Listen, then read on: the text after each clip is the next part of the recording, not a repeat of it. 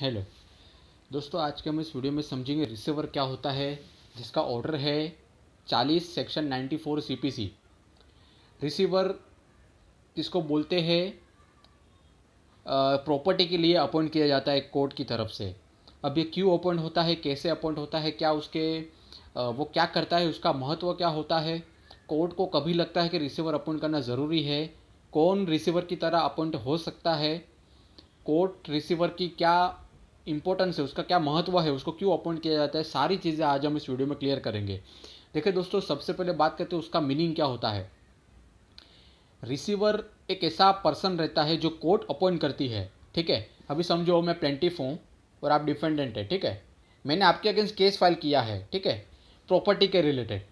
ठीक है, अब जजमेंट आया है, उसके पहले ही मुझे और कोर्ट को ऐसा लगता है कि आप मुझे मेरे से बदला लेने के लिए प्रॉपर्टी को डिस्ट्रॉय कर दोगे, या तो वो प्रॉपर्टी किसी थर्ड पर्सन को बेच दोगे, या तो उसके ऊपर कोई राइट क्रिएट कर दोगे बेच के, या तो लीज करके, जो भी है। तो ऐसे में मैं कोर्ट में एप्लीकेशन दे सकता हूँ कि भाई मेरा मामला ऐसा ऐसा है कि डिफेंडेंट जो है वो प्रॉपर्टी को, मेरा राइट है वो वायलेट करके प्रॉपर्टी किसी और को दे सकता है। ठीक है, तो ऐसे में कोर्ट जो है वो रिसीवर अपॉइंट कर लेते हो, रिसीवर जो है उस प्रॉपर्टी के ऊपर कब्जा कर लेता है, और तब तक उसका कब्जा बने रहेगा जब तक केस का फाइनल डिसीजन नहीं आ जाता। ठीक है, इसको बोलते हैं रिसीवर। ये सबसे सिंपल लैंग्वेज की बात हो गई। अब फॉर एग्जांपल, मैंने एग्जांपल भी अभी जस्ट दे दिया। मैं मिस्टर ए हूँ प्लेंटिफ, आप मिस्टर बी हो डिफेंडेंट।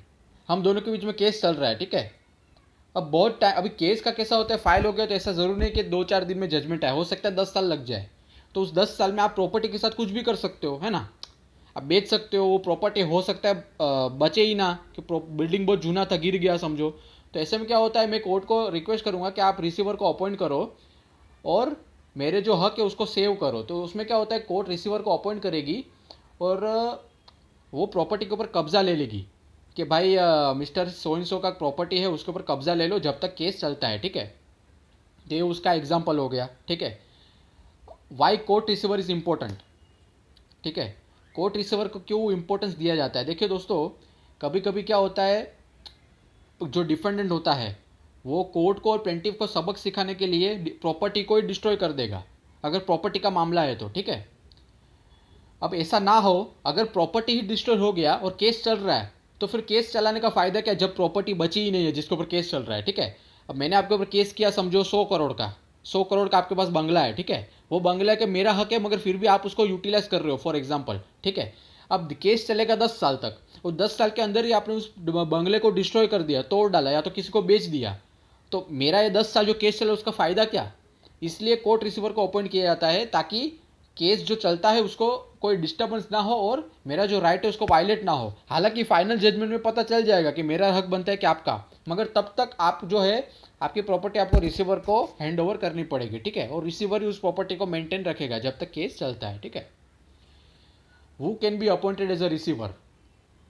एक ऐसा बंदा अपॉइंट किया जाता है कोर्ट की तरफ से रिसीवर के लिए जिसका पार्टी के साथ कुछ लेना देना नहीं हो। मतलब एक ऐसा आदमी जिसका मेरे से भी नहीं और आपसे भी लेना देना ना हो, थर्ड पर्सन। एक क्रिकेट में एक एम्पायर होता है ना, वैसे वो काम करेगा। ठीक है, ऐसा आदमी को अपॉइंट किया जाता है। When court feels to appoint the receiver is necessary.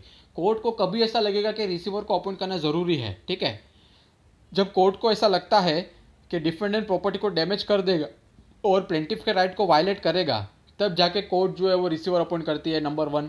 ठीक है, नंबर 2, ये कोर्ट का डिस्क्रिशनरी पावर है। ऐसा नहीं कि मैं कोर्ट को फोर्स करूंगा, मैं प्लेंटिफ हूँ, मैं कोर्ट के सामने रोऊंगा और बोलूंगा नहीं नहीं रिसीवर को अपॉइंट करो, तो ऐसा नहीं होता।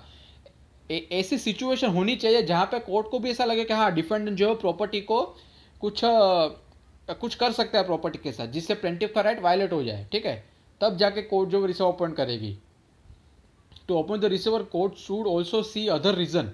देखिए दोस्तों, क्या होता है, मैं कोर्ट में एप्लीकेशन दे दूंगा रिसीवर के लिए, उसमें एप्लीकेशन में लिखना पड़ता है कि कोर्ट का नाम, केस नंबर, पार्टी का नाम, मेड प्लीज योर ऑनर, उसको अंडरलाइन करने का बोल्ड लेटर में, नीचे लिखने का I am plaintiff, name XYZ, as जितना है इसे इधर रहता हूँ, एज अंडर पॉइंट नंबर 1, कि मुझे डिफेंडेंट के ऊपर डाउट है कि वो प्रॉपर्टी बेच देगा, या तो थर्ड पार्टी राइट क्रिएट करेगा, या तो उसको मेरे से अलग कर देगा समझो। ठीक है, तो सिर्फ उतने में ही कोर्ट को नहीं सोचना है, कोर्ट को ये भी सोचना है कि सच में डिफेंडेंट ऐसा कर सकता है क्या।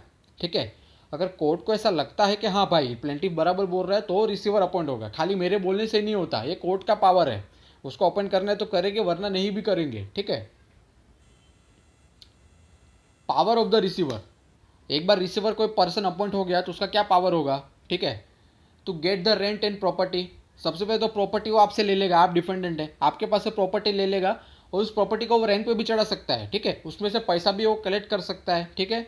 To maintain the property whenever required, अभी बहुत बारिश हो रहा है, कलर खराब हो गया है, तो फिर बारिश में से पानी लीक हो रहा है छत पे से, तो ऐसे छोटा मोटा मेंटेनेंस वो रिसीवर का जवाबदारी बनता है, ठीक है। But the receiver can not give property on lease without the permission of court, court की परमिशन के बिना रिसीवर कभी भी लीज पे नहीं चढ़ा सकता या तो बेच भी नहीं सकता, ठीक है। अगर कोर्ट बोलती है कि हाँ आप लीज पे दो या तो कुछ अलग चीज़ करो तब जाके रिसीवर जो कुछ कर सकता है, मगर कोर्ट के परमिशन के बिना वो कुछ नहीं कर सकता।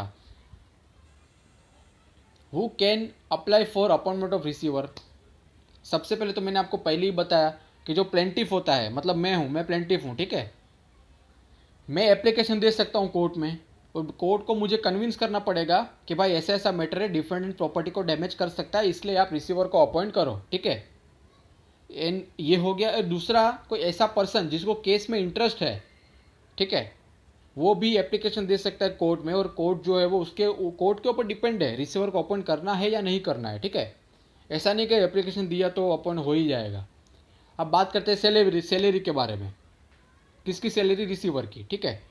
Salary will be given according to the amount fix by court. देखिए दोस्तों, रिसीवर जो है वो बेसिकली एक कोर्ट का जो फिक्स डेटा रहता है उसके ऊपर से उसको सैलरी मिलती है, ठीक है। तो अगर आपको ये वीडियो अच्छा लगे तो इसे लाइक करें, शेयर करें, सब्सक्राइब करें। शुक्रिया।